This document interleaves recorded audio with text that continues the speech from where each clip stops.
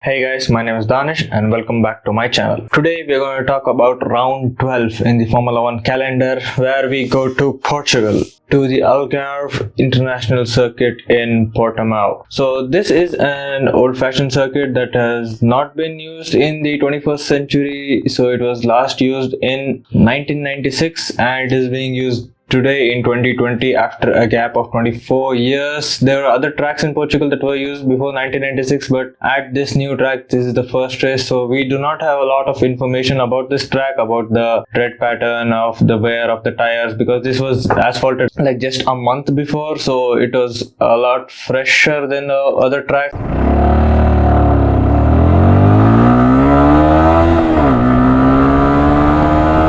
So before I start talking about the whole weekend racing that happened, let's talk about the news that happened right at the start of this weekend. That is, the Haas boys have been let go. So Haas has announced that they are not going to retain Kevin Magnussen and Romain Grosjean for next year. So there are two empty seats in Haas and they are waiting to get. This opens up a really easy door for the Ferrari Academy, where they can have Mick Schumacher and Callum Ilott, who are currently fighting for the F2 championship. So that will be an interesting thing to see at the end of the year who they are announcing. And other than that, the other small thing that the teams have to go through is the 30-minute experimental tire in the FP1 session. So this is a normal 30-minute experimental tire session that Pirelli has for future tires and the different tire compounds and the different tire structures that they are going to use in the future. But it hurts a bit more here because the teams would rather have as much time as they can on the track, so they can learn about the track and learn about the tires, about the degradation, and prepare strategies. So coming on to the race weekend, Valtteri Bottas led all the three practice sessions from FP1, FP2 and FP3 and was at the top in Q1 and Q2, but coming to Q3, Hamilton goes to the top again.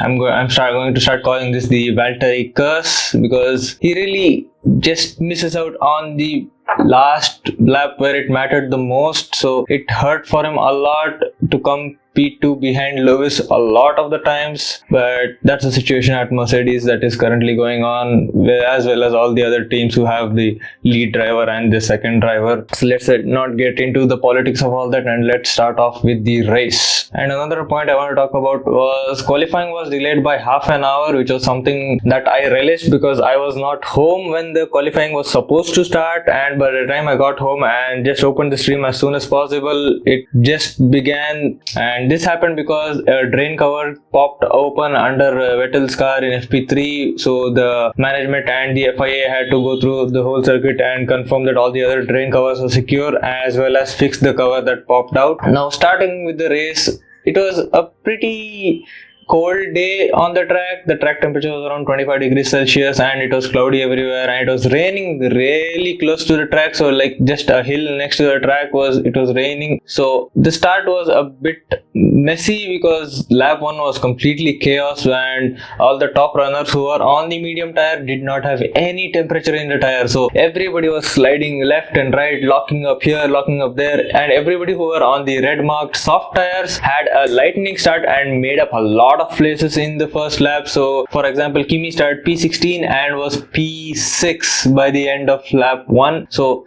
you can see the performance of the red tire, because it did not need that much temperature to fire up as much as the mediums or the hards. Nobody was on the hards, so they were spared of any of more of the troubles that the medium guys had, like Lewis, Valtteri, and Sainz was on the red mark softs and he was leading the race on lap 3. So this was really surprising and a bit spicy, and a new leader to the race, and it was some sort of a fun thing to watch as everybody struggled left and right, and it took them a couple of laps for the tires to fire up and them starting to catch up all the red mark soft tires, where the red mark soft tires people were starting to lose grip. The balance came at around lap 18 or 17, where the top runners were back in their places and the red mark people were started slowly falling back and back and back, and we could see this with Kimi on each and every every lap when Kimi passed the start finish straight, someone or the other would overtake him. The DRS on the start finish straight was so powerful, and it is the only DRS zone in the whole track, and as long as you're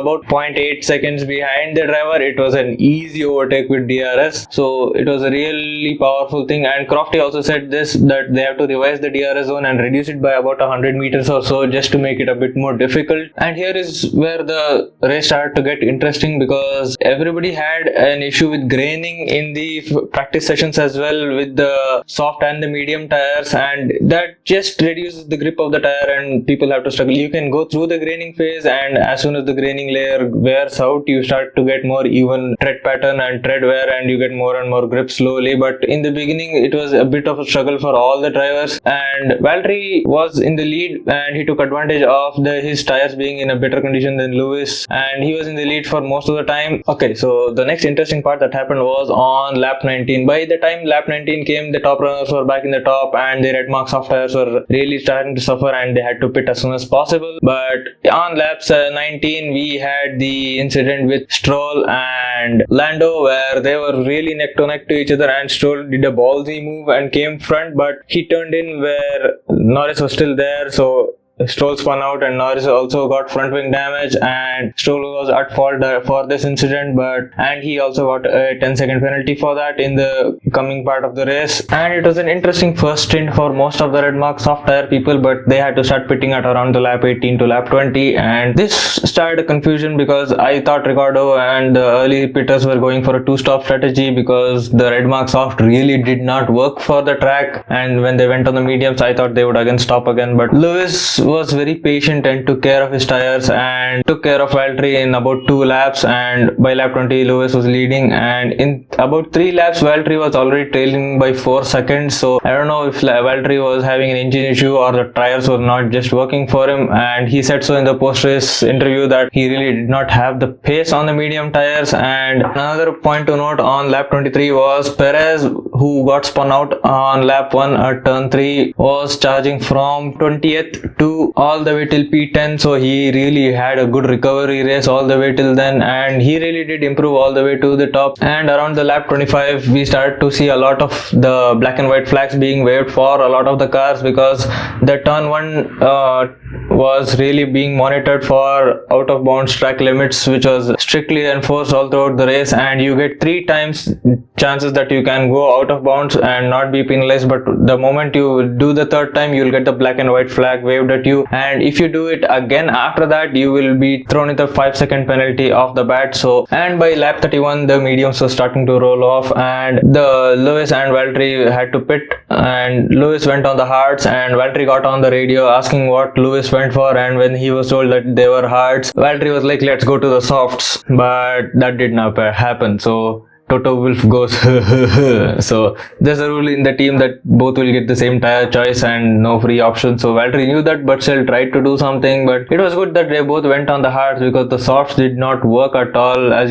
we going to see with Perez, who went on the soft for the 2nd stint, and Ocon was P5 and Russell was P7 before they pit, and Ocon really went really long into his stint, and Russell was enjoying P7 before he stopped, but after he stopped he went back to the bottom out of the points. So it's really sad to see Russell there, and also that he might not have a seat for next year. And it was a pretty normal race with overtakes being happening on the start finish straight, and a lot of the back markers were being overtook a lot, and it was a lot easier because you don't have a lot of defense on the turn 1. You either go on the inside or the outside. You can make life a bit difficult, but it is inevitable and it will happen either in this lap or in the next lap. So fighting it too hard is not going to improve your race, and you lose time because of that. So it was a mix of drivers who did a lot of defensive driving and a lot of drivers who just gave the position away and continued with their own race. And Ocon finally pit on lap 54. So this was from the start to lap 54 with just 11 laps left in the end, and it was a good move from Ocon, because after he pit he came out in front of Ricciardo and he stayed in front of Ricciardo for the rest of the race. And Ricciardo, who initially thought of going for a 2 stop, stayed on the 1 stop and extended the 2nd stint. stint. So it was a really interesting thing that the Renault boys were doing and fighting through it. And Stroll retires on lap 54. The main highlight of this whole race was Lewis Hamilton, who came to his 92nd win after equaling Michael Schumacher last week, and he is at the top of the charts right now. And this was a strenuous race for all of the racers because it was a physically strenuous track because of the undulations of the rising and the falling, and a lot of the blind corners where you turn in blindly without any markers,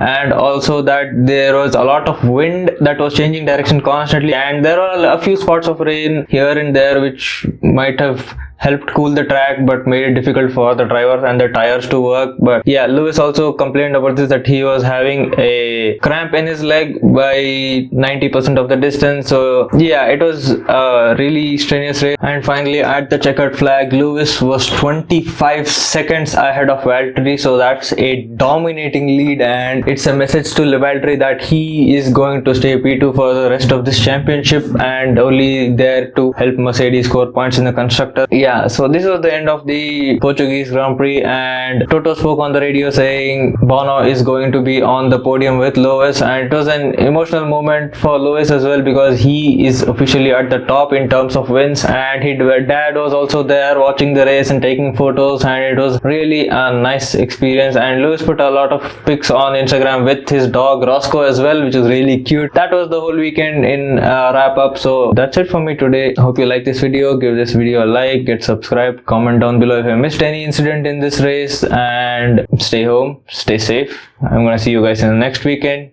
Peace.